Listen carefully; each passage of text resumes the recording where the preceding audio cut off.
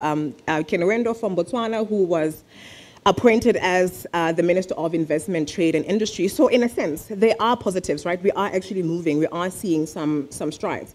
But at the same time, particularly when you're talking about young women. Next slide. We have to contend with the violence that actually exists and that also serves as an impediment for young women to actually participate in political leadership. So this is an image of a young woman in South Africa who was a member of the African National Congress, who was killed.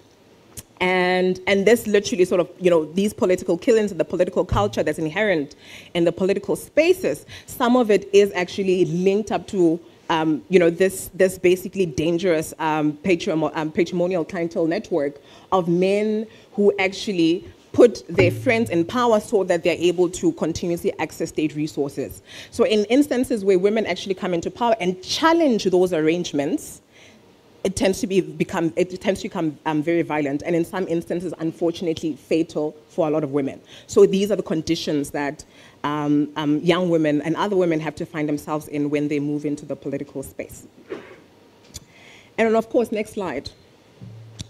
And then, of course, we know in terms of political funding, quite evident, right? So very, very much gendered. The brotherhood, the networks, in a sense of women not necessarily having had this privilege of having these networks that enable them to access funding. But however, one of the ways that we can respond to this is one of which I think in some instances this has already been done, like for instance in the case of Kenya, where there's capacitation in terms of increasing women's abilities to fundraise for their own political campaigns.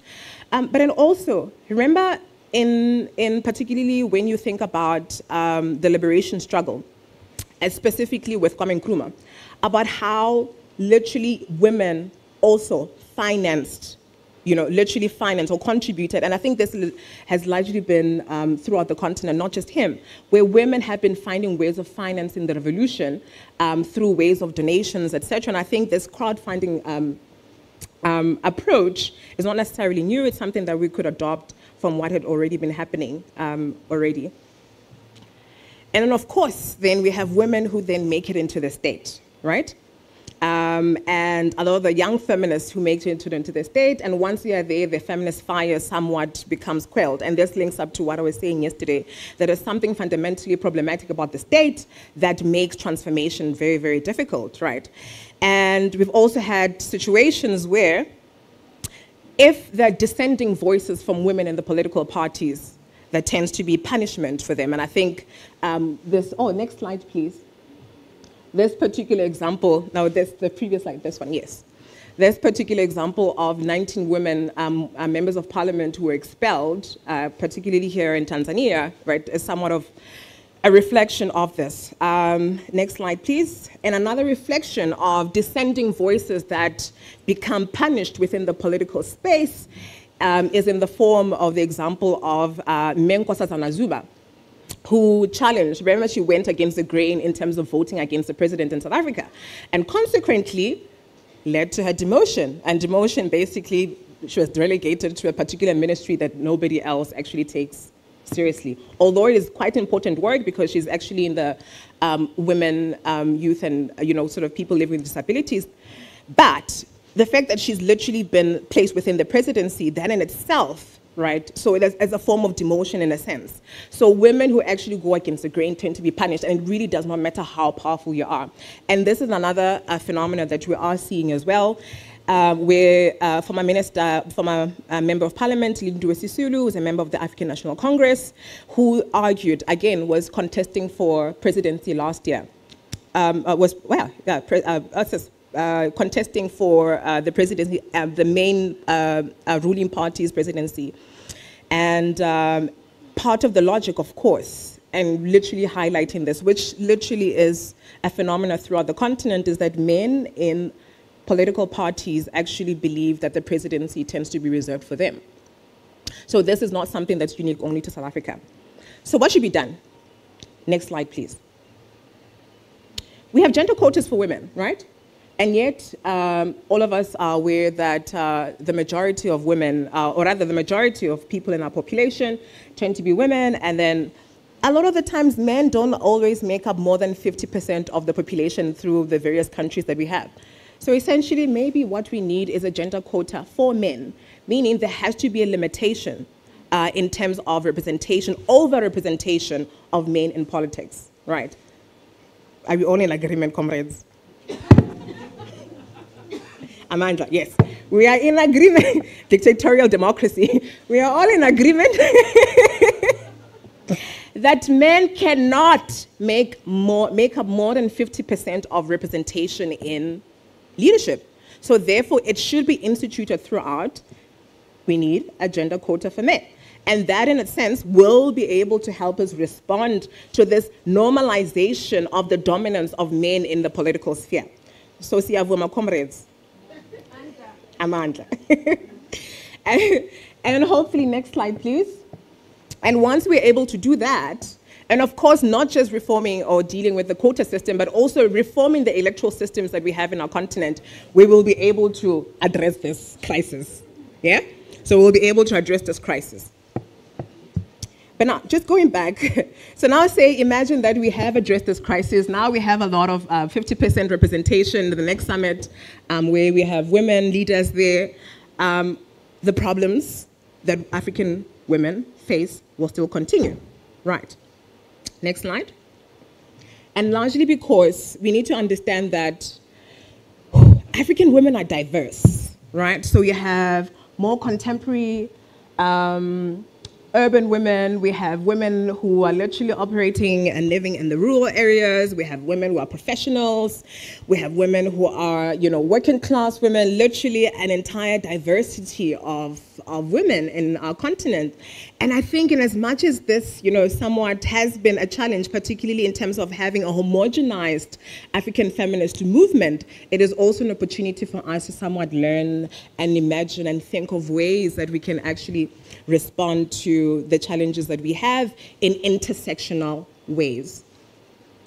So, thus far, next slide. African feminists. So they got it together and they were like, okay, in the attempt to see if we can actually form a feminist movement in the continent, what really would this constitute? And there was a conversation, so there was a convening that was done by the FES in 2017, and they found that, of course, there are various issues that African women have to contend with. Like, for instance, some of the issues that were highlighted, the challenges that women tend to face in West Africa, would then be, issues of witchcraft, motivating women to participate in political leadership. I'm not going to read all of these. All right, but then, so some of the challenges, for instance, in terms of religious fanaticism that women have to contend with, breaking silence in terms of giving visibility to women's opinions, the countering of negative cultural impact on women's rights, like FGM, etc. So, and also, there's so many, next slide. There's so many other issues, right? Really diverse issues that are somewhat unique to the various regions, which then consequently have implication in terms of us forging a continental feminist movement. So in Central Africa here, as you can see, some of the challenges that feminists have been highlighting were, again, deepening some of the elitist character of the feminist movement, countering the culture of silence, right, etc. But then the other thing as well, which seems to be, again, taboo, also highlighting the different and diverse and contentious issues and somewhat divergent issues that African feminists have to deal with, is then, for instance, what you find in Southern Africa, apart from racism, which sometimes a lot of other Africans feel like we cannot relate. You're talking about, but we don't relate, right?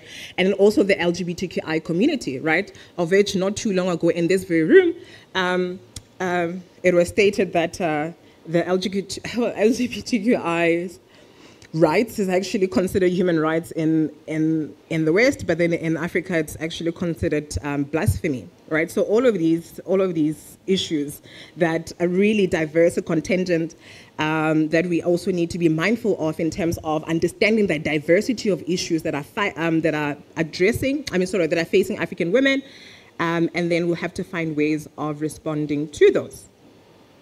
However, on the good side, is that Irrespective of all these differences, irrespective of all these challenges and divergences, young African women have been coming together and they've made these demands. And I think all of you will actually find this document on the African Union website.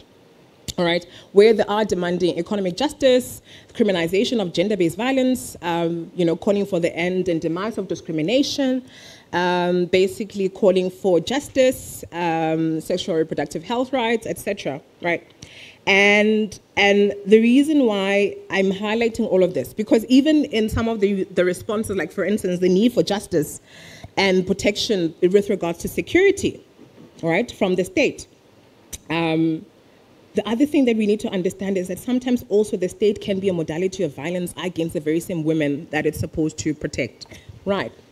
So, and then the other thing that we need to be mindful of, next slide please, has been the problem of the aid and stare approach. Now that I've had this part of the presentation, I'd like to move on to the next one. Next slide please. And now my position is, what we need to do is somewhat introduce this, and this is what also African women have been doing, so a decolonial feminist approach to democratization. And I want us to actually be able to differentiate and understand the differences between decolonization and decoloniality, right?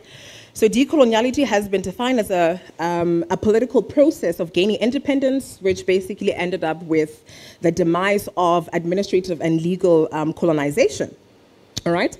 However, coloniality, unfortunately, has been the continuation of cultural, institutional, systematic, cultural, and ideological apparatuses that characterize colonialism, and these actually continue to shape us today. And not too long from now, you'll be able to understand why I'm sharing this. So, but then for us then to understand, in order for us to really critique and understand what really happened with colonialism, we have to ask ourselves, what fundamentally was colonialism? Next slide. Amos Césaire managed to help us answer this, right? So he essentially said colonization basically is equivalent to thinification. And then he went to say in his book on discourse on colonialism is that they talk to me about progress. I'll read his quote. They talk to me about progress, achievements, diseases cured, improved standards of living, which then speaks to this idea of modernity that has been brought by colonizers. But however, for me as an African, right, in as much as there's modernity, but there's also coloniality, which is the underside, the darker side of that modernity, which literally led to societies being drained of their essence, their cultures were trampled upon, their institutions were undermined, their lands were confiscated, their religions were smashed, the magnificent artistic creations they were destroyed, extraordinary possibilities were wiped out. When we talk about coloniality, is that I'm talking about the natural economies that have been disrupted, harmonious and viable economies that were adapted to the indigenous population, about food crops were destroyed, malnutrition was permanently introduced, agricultural development that is only orientated towards benefiting the metropoles, and the looting of our raw materials. This is essentially what colonialism was, and actually coloniality even to today. So even if we do empower women, right, and we put women into public office to be able to bring about, these are the issues that we'll have to contend with. And the minute we really understand this, it's important for us. So essentially, coloniality is a power system characterized by a patriarchal, Western-centric, Christian-centric, capitalist, Christian-centric, homophobic, Islamophobia, sorry, right, capitalist system. It is characterized by gender, class, and race, among other hierarchies, are entangled together within a global geopolitical, geocultural processes of the modern colonial world capitalist system, where ceaseless accumulation is affected by these hierarchies. So essentially, our sense of progress is continuously accumulation, but that accumulation also comes with the underside, right, which is essentially modernity. And then we need to understand that. So when the women in Nigeria or Ogoni, they are actually protesting, when people in Marikana, or the workers in Marikana were protesting, it's largely embedded in this particular logic of the global economy, which essentially this is what African feminists seek to confront. Next slide. Next slide. Oh. Oh no, I just read this. So basically coloniality is, okay, yes. You want the other slide, the previous slide? Oh, it was not on, apologies. Pardon? Oh. So coloniality, so we have coloniality of power, and this is more on academic level, right? So we're giving us a framework of analysis to understand what is really essentially happening in order for us to respond. So for me as a decolonial scholar, so coloniality is more of a framework of analysis that I utilize to understand the world. It is a framework of analysis that I utilize to understand what is happening in Africa. And then once we're able to understand and dissect what is really happening or the crisis of our own continent, and not just Africa only, but sort of the crisis of our world, is that we'll then be able to really come up with effective responses to that particular crisis, right? And this is where the concept, right, in itself of coloniality of power, coloniality of knowledge, coloniality of being, then comes into place. So I'm just going to help somewhat explain this in a pictorial form, all right? So we know that the world is characterized, right, to have this sort of global, next slide, yes, this one, yeah. The global capitalist system, which is basically characterized by a global division of labor, right? Basically, again, centered around this idea of profit making, profit generation. And a lot of the times what we are seeing in countries or regions and continents and peripheries such as Africa, labor tends to be treated differently in comparison to labor in other parts of the world, right? So in a sense, for instance, what we have, the different existing forms of labor that coexist, human trafficking as an example, overexploitation of workers, and in South Africa, for example, in cases where workers are actually demanding fairness, they tend to be killed. And then you have then the idea of coloniality of power, which is basically characterized by the interstate political economy, political military organization, which tends to be controlled by the West. And a lot of the times, as we have seen in Libya, when NATO did what it did in Libya, right? And then, of course, the existing foreign military bases that we find here in the continent. So another example of coloniality of power is the use, thank you, is literally the use of force to coerce those who are marginalized to consent to their oppression. And again, African states with African military and security are the ones complicit, right? They're actually the ones who are involved. These are images. This particular, next image. Next image. So this one is in South Africa. This one, that's in South Africa. So I think that's currently, I know some of you have been seeing some of the images in Kenya, right? So again, so this, what's this overproduction of the violence in terms of a mechanism of the state, that is the reality that we have to deal with. Again, this is part of coloniality, inherent part of coloniality, and for us to understand it, it's important for us to understand this. So I have 5 minutes, I'm gonna rush through the rest of my slides. Next slide, please. And then we have coloniality of being, right? All of us are aware of white privilege. We know this, right? I'm not going to regurgitate what has been written here. But then also we saw this with what happened with Ukraine, with some of our students, basically, right? The privileging in terms of white bodies over the black bodies in terms of, those who needed to be rescued out of Ukraine. Again, the normal, right, reality of our everyday lives. And of course, even this thing that we take for granted in terms of representation of what God actually looks like. All right? So, right? It's embedded in this coloniality, right? Coloniality of being, including as well simple things that we really take for granted in terms of the toys that our children actually have to play with, right? Some of the dolls that they have to play with, again.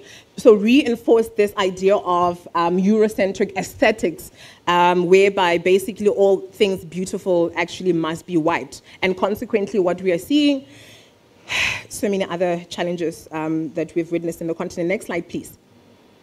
Another example, a component of coloniality of being is coloniality of religion. Right, again.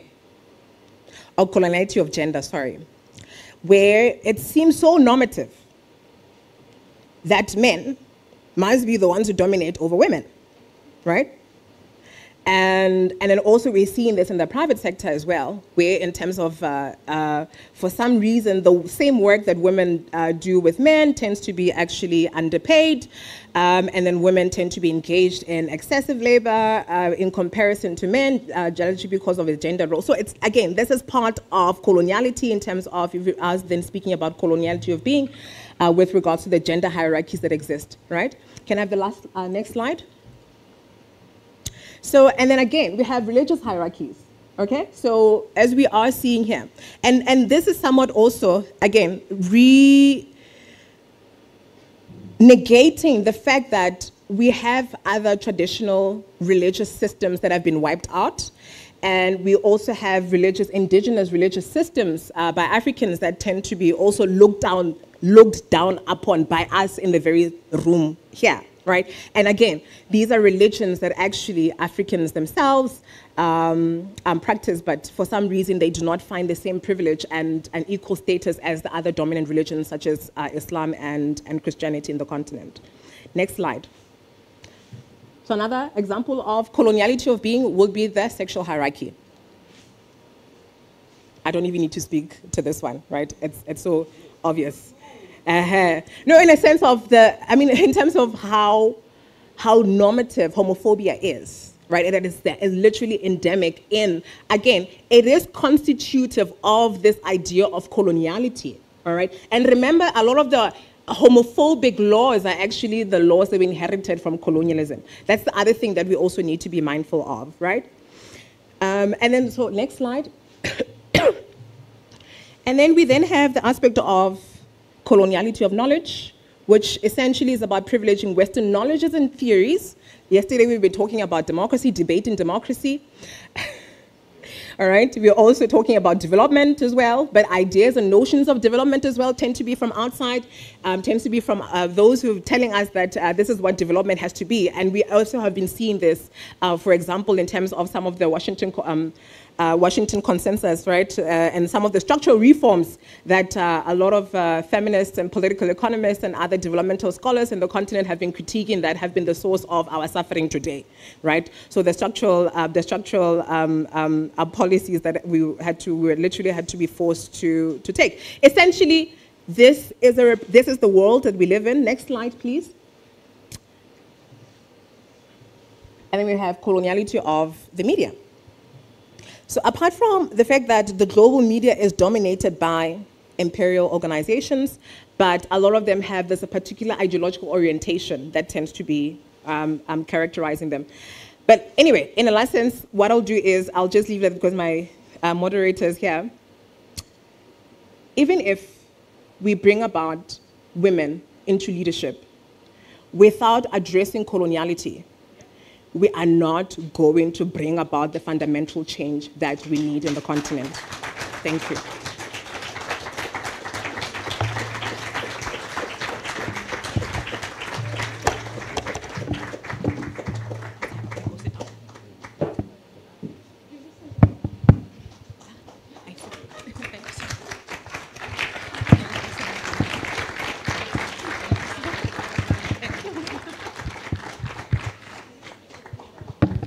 Thank you very much for appreciating that very elaborate discussion by Dikeledi Mokoena. I'd now like to invite Inam El-Tayeb from Sudan to talk about institutions for the democratic movement in Africa. Please welcome her.